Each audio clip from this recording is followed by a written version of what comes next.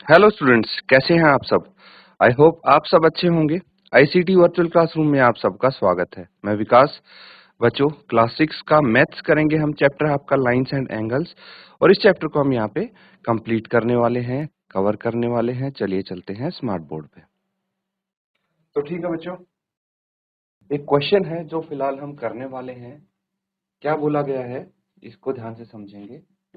Mark any 4 points on your paper. एक paper लीजिए और उस पर कोई भी 4 पॉइंट्स मार्क कीजिए, so that no three of them are on one line। बस ये कंडीशन आपको फॉलो करनी है, फुलफिल करनी है कि उन 4 पॉइंट्स में से, 4 बिंदुओं में से कोई भी 3 एक सीधी लाइन में ना हो। फिर उनका नाम रख देंगे ABCD। Draw all possible lines going through pair of these points. और फिर उसके बाद क्या करेंगे, जितनी भी पॉसिबल लाइन हो सकती हैं वो ड्रॉ करेंगे जो इन पॉइंट से क्रॉस करती हैं। ठीक है। How many lines do you get, और आपको बताना है कि आपको कितनी लाइन मिली। उनका नाम लिखना है, name them. How many angles can you name using ABCD, और ABCD का इस्तेमाल करके आप कितने एंगल्स का नाम लिख सकते हैं।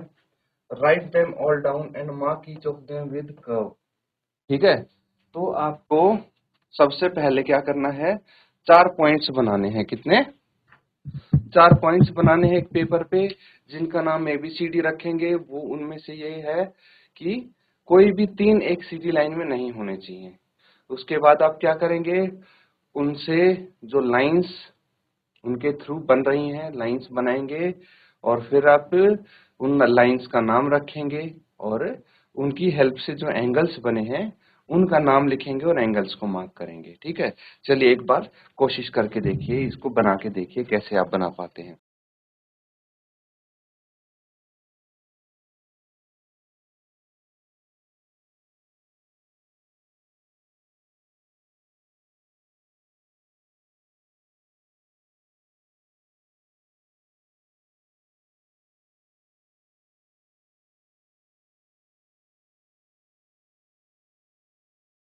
चलिए अब इसको ड्रॉ करने की कोशिश करेंगे हम, और यहाँ पे देखिए।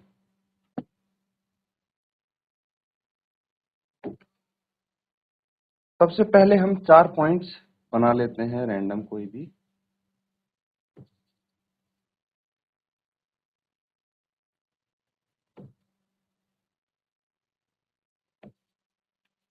ठीक है, इनको ज्वाइन करेंगे।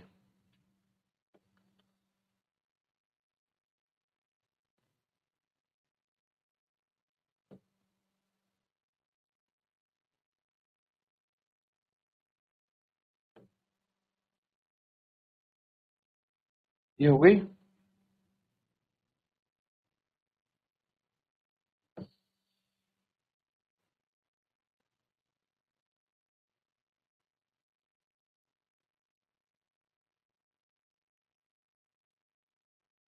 आप इनको ज्वाइन करते हुए लाइंस बनाइए पहले।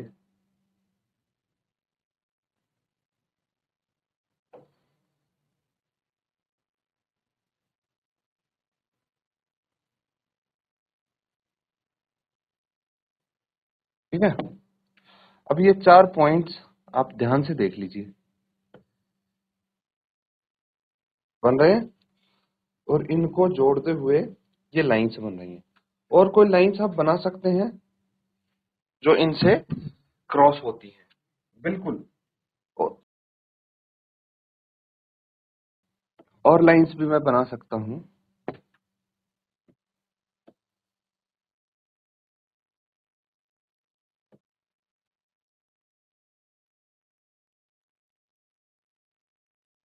ठीक है, और लाइन भी बनेगी एक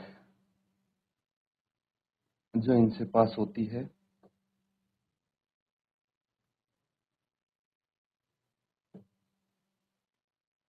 ठीक है।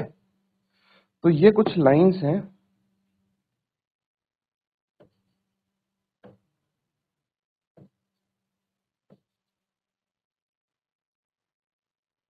अब जो पॉइंट्स बनाए थे उनका नाम आपको लिखना था, है ना। तो इनका नाम लिख लीजिए ABCD।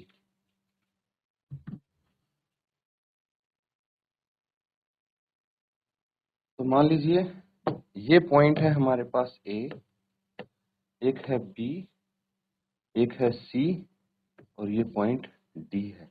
ठीक है, तो अब ये ऐसी कुछ फिगर हमें यहाँ पे मिल रही है।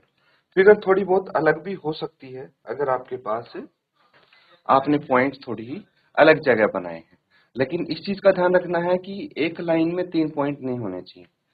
अब इनकी हेल्प से आपको एंगल्स के नाम लिखने हैं और उनको प्रेजेंट करना है। ठीक है, तो उससे पहले draw all possible lines through pair of these points, how many line do you get.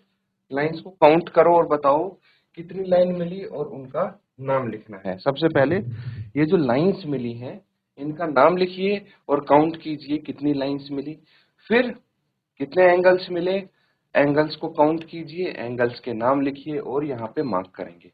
ये काम करना है आपको। चलिए फटाफट इसको नोट कर लेंगे और सॉल्व करने की कोशिश करेंगे बच्चों।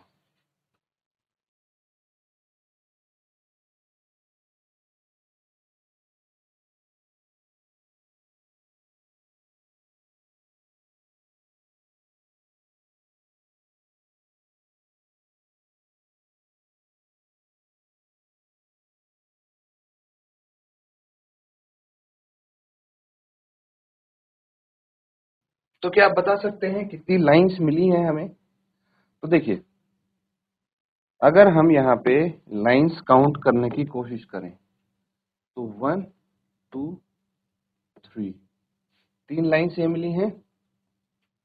4 5 6, नहीं, ये तो 6 वाली तो हमने काउंट कर ली है ना।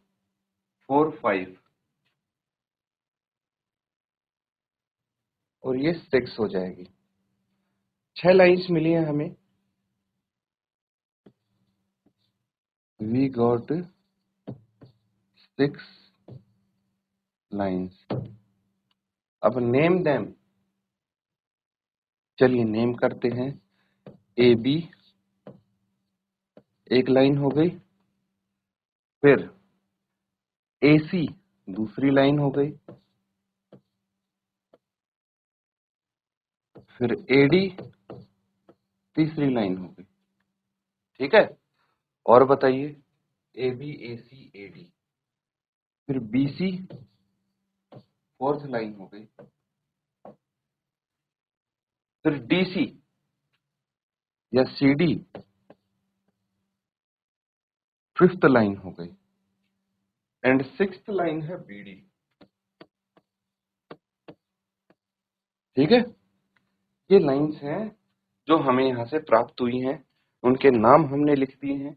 इसके बाद क्या करना है बच्चों? इसके बाद हमें ये देखना है हमें कौन से एंगल्स प्राप्त हुए, है ना। यहाँ पे हमने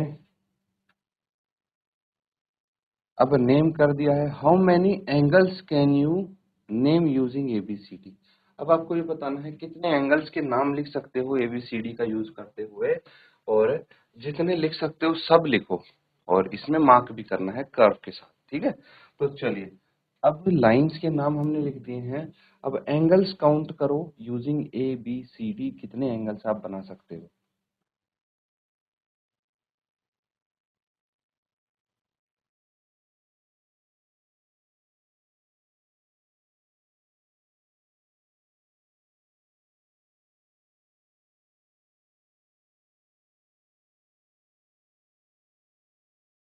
तो आप यहाँ पे लिख सकते हैं देयर आर 12 एंगल्स।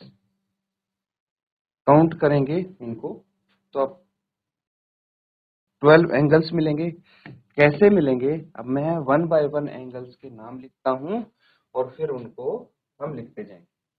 अब सबसे पहले हम लिखेंगे ये वाला एंगल मेंशन करेंगे। कर्व से मैंने मार्क कर दिया, मार्क करने के साथ साथ मैं लिखता भी हूं।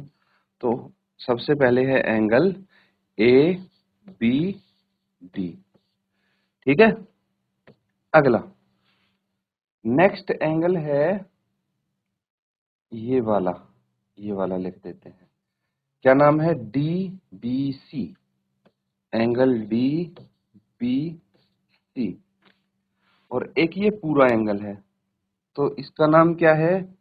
Angle A B C. तीन एंगल यहां से मिल गए। ऐसे ये हर पॉइंट से आपको तीन तीन एंगल मिल जाएंगे। अब इसका देखिए, ये वाला एंगल है जिसका नाम है B C A, angle B C A, ये भी लिख लेंगे। इसका नाम है angle A C D, angle A C D. और ये पूरा एंगल है जिसका नाम है B C D, angle B C D. ठीक है, तो ये हमें 6 एंगल तो मिल गए हैं। फिर इसका नाम लिखिए आप C D B, angle C D B. अगला देखिए, ये वाला एंगल है तो angle B D A, angle B D A. और ये पूरा बड़ा वाला एंगल है angle C D A, angle C D A. 9 angle हो गए। 3 एंगल्स और बचे हैं, तो एक तो ये लिखेंगे एंगल बी ए सी, लिख लीजिए एंगल बी ए सी। फिर ये वाला एंगल हो गया angle D A C, angle D A C. और ये पूरा एंगल हो गया angle B A D, angle B A D. चलिए, अब ये 12 एंगल्स हमें मिले हैं, इनके नाम हमने लिख दिए हैं। यूजिंग कर्व हमने इनको मार्क कर दिया है, नोट कर लेंगे आप सब।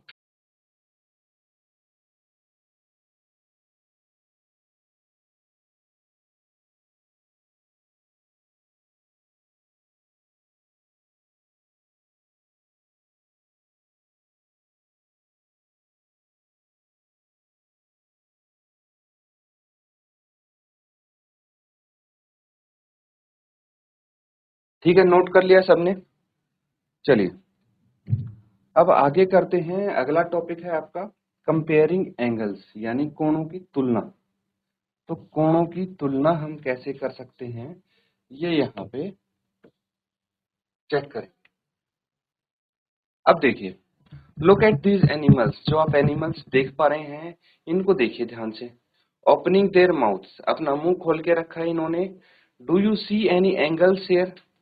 अब जो ये एनिमल्स देख पा रहे हैं, स्नेक है, फिश है, ठीक है, बर्ड है, क्रोकोडाइल है, इन्होंने अपना मुंह खोला हुआ है। तो आपको क्या दिख रहा है कि इनके जो मुंह है, माउथ है, जो ओपनिंग है, उनसे कोई एंगल बन रहा है? If yes, mark these arms and vertexes of each one. Some mouths are open wider than others. The more the turning of jaw, larger the angle. Can you arrange these angles in picture from smallest to largest?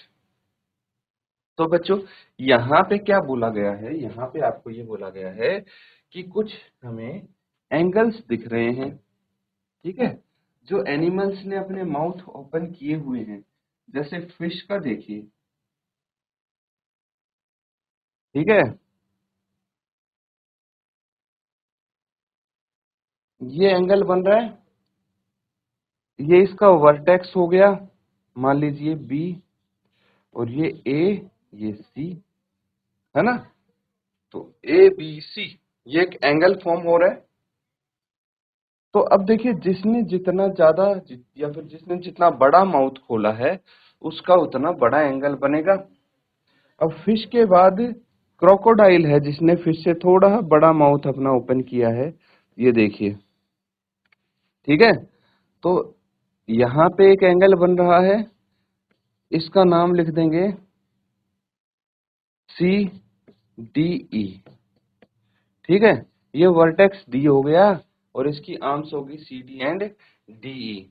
तो second number पे, ये first number पे है सबसे छोटा, ठीक है। इससे थोड़ा बड़ा क्रोकोडाइल ने माउथ खोला है, तो ये सेकंड नंबर पे एंगल हो गया। देखिए, ये इतना एंगल है, जिसने अपना जॉ जितना बड़ा खोला होगा उतना ही बड़ा एंगल बनेगा। अब थर्ड नंबर पे देखिए, स्नेक का एंगल हमें दिख रहा है। ये स्नेक ने अपना माउथ खोला है, ओपन किया है, ये रहा, और यहाँ पे इसका ये वर्टेक्स हो गए और आर्म्स हो गई इसकी।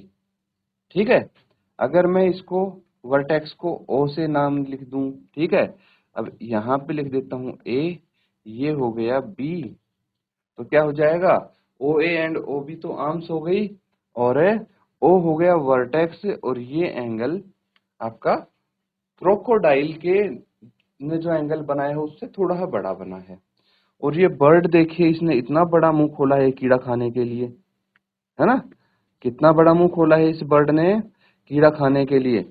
तो अगर हम यहाँ पे वर्टेक्स मार्क करें तो ये वर्टेक्स हो जाएगा ओ, ये एक्स लिख लीजिए एक आर्म, और दूसरी आर्म वाई लिख लीजिए, तो ओ एक्स एंड ओ वाई हो गया। और सबसे बड़ा थर्ड नंबर पे तो स्नेक का एंगल आता है, और ये फोर्थ एंगल पे लार्जेस्ट एंगल इस बर्ड ने ओपन किया है। ठीक है, जबकि हो सकता है साइज में सबसे छोटी हो इनसे। तो एंगल क्या होता है, एंगल जो जितना बड़ा माउथ जिसने ओपन किया है ना। तो नोट कर लीजिए आप इसको, समझ में आ रहा है, कुछ डाउट अगर लगता है पूछ सकते हैं आप।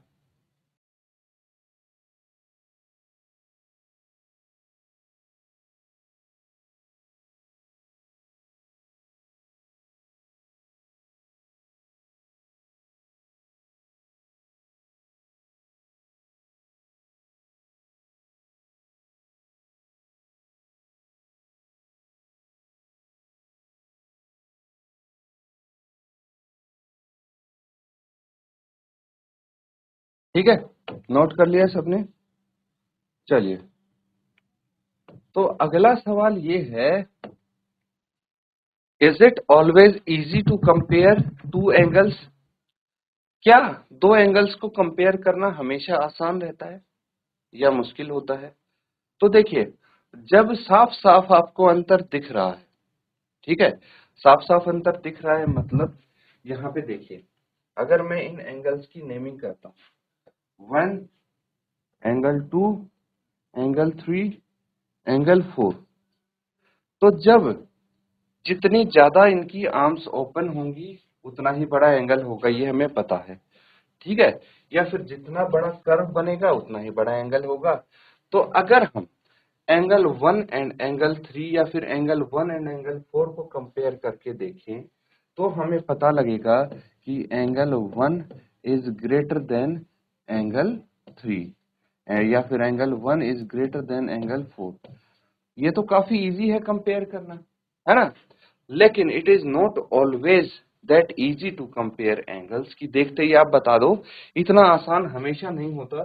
क्योंकि अगर मैं एंगल 1 एंड एंगल 2 को कंपेयर करूंगा तो देखते ही मेरे को क्लियर डिफरेंस समझ में नहीं आ रहा है इसका इतना। ठीक है, तो ये मुझे आसपास लगभग दिख रहे हैं, बहुत कम डिफरेंस होगा। तो how will you compare them? सबसे पहले इनका लेबल हम कर लेते हैं।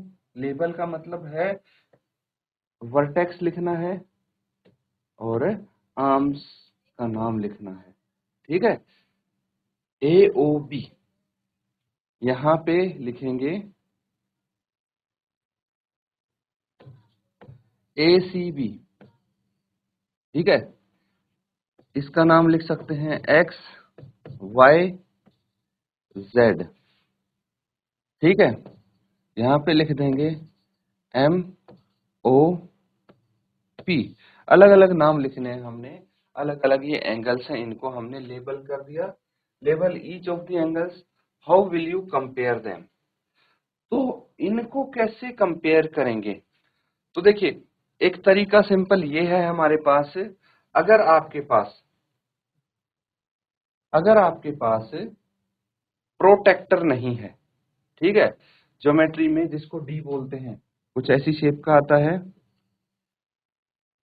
एक तो उससे कंपेयर कर सकते हैं आप। ठीक है, इससे आप एग्जैक्ट मेजर कर सकते हैं और यहाँ पे चेक कर सकते हैं कौन सा एंगल बड़ा है कौन सा छोटा। अगर ये नहीं है तो कैसे करेंगे? इनको ट्रेस करेंगे बच्चों।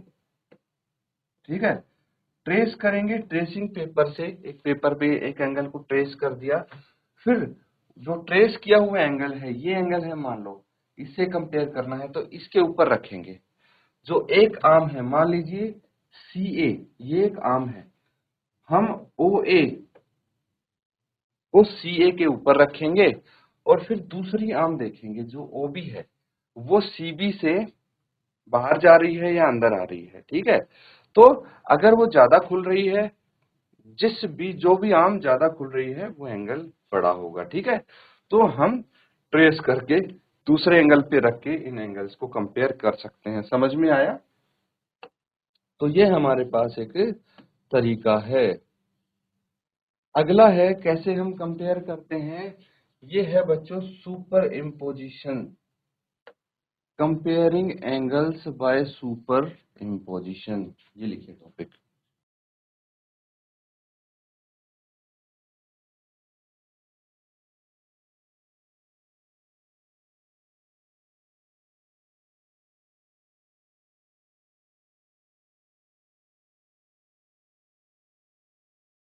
ठीक है, तो सुपर इम्पोजिशन यानी अध्यारोपण।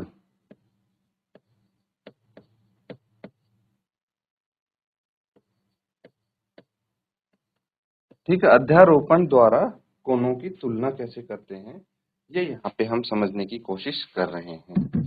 Any two angles can be compared by placing them one over the other by superimposition. While superimposing, the vertices of angle must overlap. तो फिलहाल मैंने यही तरीका आपको बताया था कि सुपर इम्पोज करते हैं हम एक कोण को दूसरे कोण पे। ट्रेस कर लो, आप ट्रेस करके और फिर एक एंगल को दूसरे एंगल पे रखो। तो उसके लिए सबसे जरूरी चीज क्या है कि जो उसके वर्टेक्स हैं वो ओवरलैप करने चाहिए, एक दूसरे के ऊपर आने चाहिए। जैसे मान लीजिए ये वर्टेक्स बी है, इसको ट्रेस करके सुपर इम्पोज करेंगे, अध्यारोपण करेंगे दूसरे वाले एंगल पे, दूसरा जो वर्टेक्स है क्यू इस पे, तो ये दोनों एक दूसरे के ऊपर आने चाहिए। जब सुपर इम्पोजिशन हो जाएगा, एक कोण को हम दूसरे कोण पे रखेंगे, इट बिकम्स क्लियर, इससे साफ हो जाता है कि कौन सा एंगल छोटा है और कौन सा एंगल बड़ा है। ठीक है, तो देखिए इस पिक्चर से आपको पता लग जाएगा कि भाई हमने क्या किया है, दो एंगल को सुपर इम्पोज किया है एक दूसरे पे। ठीक है, एक एंगल है ABC, एक एंगल है PQR। तो एंगल ABC को हमने एंगल PQR पे सुपर इम्पोज कर दिया। तो क्या किया, जो वर्टेक्स Q है, ठीक है, उस पे हमने रख दिया है वर्टेक्स P, और जो इसकी आर्म QR है उस पे इसकी आर्म BC रख दी है। ये देखिए, ये दोनों एक दूसरे के ऊपर रख दिया हम। अब बची दूसरी आर्म, इसकी कौन सी, जो आर्म QP है और BA है। तो ये रही आर्म QP, ये रही BA। तो यहां से साफ हो गया कि देखिए जो एंगल ABC है उससे बड़ा एंगल है आपका एंगल PQR। ठीक है, तो सुपर इम्पोज करके क्लियर हो जाता है, पता लग जाता है आपको इजीली कि कौन सा एंगल बड़ा है और कौन सा एंगल छोटा है। ठीक है, तो ये आप नोट कर लेंगे, इसमें अगर कुछ डाउट है आप पूछ सकते हैं।